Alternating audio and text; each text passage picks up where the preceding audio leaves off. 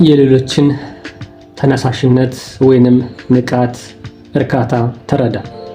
የሰራተኞች መነሳሳት ከስራ ጋር የተገናኙ ድርጊቶችን የመፈጸም የመከወን አቅምን ያመለክታል። የሰራተኞች መነሳሳት እያንዳንዱ ቀጣሪ ሊያበረታታው የሚገባ የሰራተኞች ስጦታ ነው። ተግባራትን በተከበረና ውጤታማ በሆነ መንገድ ማጠናቀቅ ስለሚያስችል ስራ ቦታ ላይ ሐቀኝነት፣ ትጋት፣ ታታሪነት፣ ስኬታማ መሆንና የራስ ተነሳሽነት እጅጉን አስፈላጊዎች ናቸው። ስራህን በአስደናቂ ሁኔታ ስትሰራ ደግሞ የስራ ጫና ይቀንሳል። ከኃላፊዎችም ሆነ ከባልደረቦችህ ጋር ትግባባለህ ማለታችን ነው። ስራ ላይ ጥሩ ጊዜ ካሳለፍክ ደስ እያለ ወደ ቤት ትሄዳለህ። በጣም አስደሳች የሆነ እንቅልፍ ትተኛለህ። ምክንያቱም ማንም ላይ ጉዳት ለማድረስ አልጣርክምና፣ ህጎችን አልጣስክምና፣ መጥፎ ባህሪ በሌሎች ላይ ለማሳየት አልሞከርክምና። እነዚህን ግን ለመከወን ምንድነው የሚያነሳሳህ?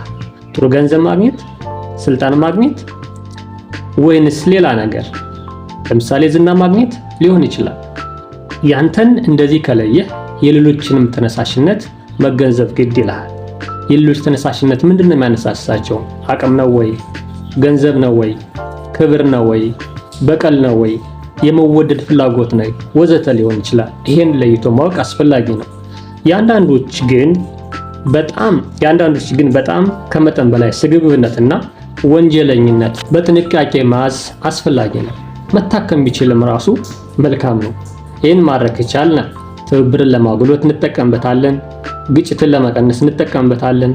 ተግባቦትን ለማሻሻል እንጠቀምበታለን። የመፈጸም አቅምን ለማሳደግ እንጠቀምበታለን። እስቲ የተለያዩ ቲዎሪዎች አሉ። ከዛ ውስጥ አንዱን ብቻ ለማየት እንሞክር። በተለይ ሄይዘንበርግ ባለ ሁለት ተጽዕኖ ቲዎሪ ወይንም ሄይዘንበርግ ቱ ፋክተርስ ቲዎሪ የሚባል አለ። ይሄ ደግሞ ሁለት አይነት ነው። እሱም ሄይዘንበርግ ሃይጂን ፋክተርስ ወይም ሄይዘንበርግ ሃይጂን ተጽዕኖ እና ሄይዘንበርግ ሞቲቬተር ፋክተር ወይም ሄይዘንበርግ የሚነሳሳው አካል የሚባል አለ።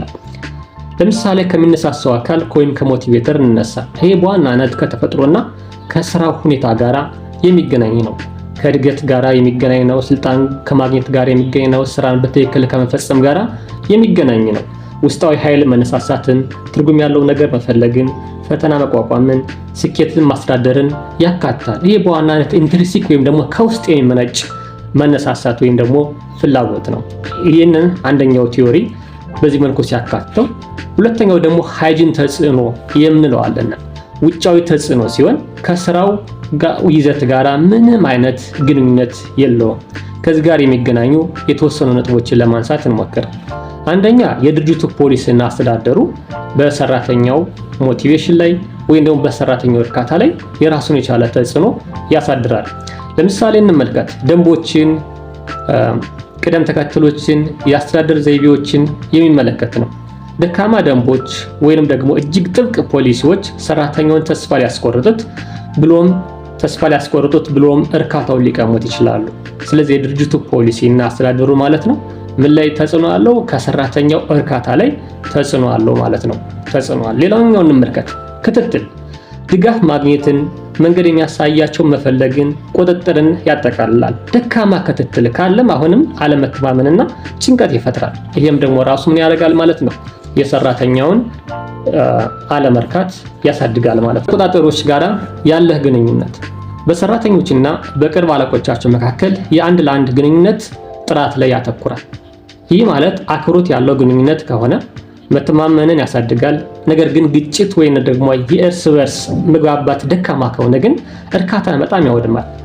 ሌላኛው እንመልከት። ስራ ቦታ ራሱ ተጽዕኖ ነው። የስራን ቦታ አካላዊ ገጽታ፣ የደህንነት ጉዳዮች፣ መሳሪያዎችና ሌሎች መገልገያዎችን ያካትታል። ምቹና አስተማማኝ ሁኔታ ካለ ጭንቀትን ይቀንሳል። ነገር ግን ከባቢው ምቾት የማይሰጥ ከሆነ ብስጭትን፣ መረበሽን ያመጣል ማለት ነው። ሌላኛው እንመልከት። ደሞዝን እንውሰድ። ከገንዘብ ክፍያ ጋር የተያያዘ ነው። ይሄ ለረጅም ጊዜ እርካታ ባያስደስት እንኳ በተወሰነ ጊዜም ቢሆን ምንን ይቀንሳል ማለት ነው? አለመርካትን ያወርደዋል ወይም መርካትን ከፍ ያደርግልናል ማለት ነው። ከባልደረቦች ጋር ያለው ግንኙነት ሌላኛው ተጽዕኖ ነው።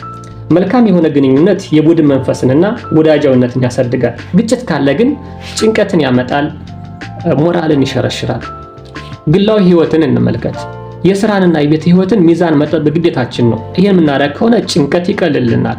ነገር ግን ከመጠን በላይ የሆነ የስራ ጫና ያለባቸው ሰዎች ምንዶች ናቸው? በጣም ወዳቂዎችና እርካታ የሌላቸው ናቸው ማለት ነው። ያለበት ደረጃ ራሱ ሌላኛው ተጽዕኖ ለአንድ ሰው ለመርካት ወይ ላለመርካት ተጽዕኖ ነው። ደረጃ ምን መሆን አለበት ነው። ተጋነህ መቅረብ የለብን። ከደረጃ በላይ ዝም ብሎ ያስከው ደረጃ ሌላ ነው፣ ግን የሚወራው ሌላ ነገር ከሆነ እሱ ትርጉም የለውም። ስለዚህ ተጋነህ ወይም ዝቅ ተደርገህ መታየት ተነሳሽነትን ይሸረሽራል። ነገር ግን ግልጽ የሆነ እውቅና ወይንም ሚና ካገኘ ግን ምንድነው በራስህ መተማመን ከፍ ያደርግልሃል ማለት ነው። ለራስም ጥሩ ግምት እንድትሰጠው ያደርጋል ማለት ነው። ይሄም በስራ ላይ እርካታን ያመጣል። የስራ ደህንነት ስራ አጣ ይሆን፣ ስራው ጥሩ ይሆን፣ ስራ አጣ ይሆን የሚል ጭንቀት ቢኖርብስ ከፍተኛ የሆነ የስራ የማጣት ስጋት ለጭንቀት በጣሙን ይዳርጋል። ሞራልን ዝቅ እንዲል ያደርጋል። አስተማማኝ የስራ ዋስትና ካለ ግን በተግባር ላይ ብቻ እንድታተኩር ያደርጋል። ይሄም ደግሞ ለሰራተኛው ከፍተኛ እርካታ ይሰጠዋል ማለት ነው። እነዚህን ሁለቱን ለማገናኘት ሁለቱ ፋክተሮች ለማገናኘት እንሞክር ማለት ነው።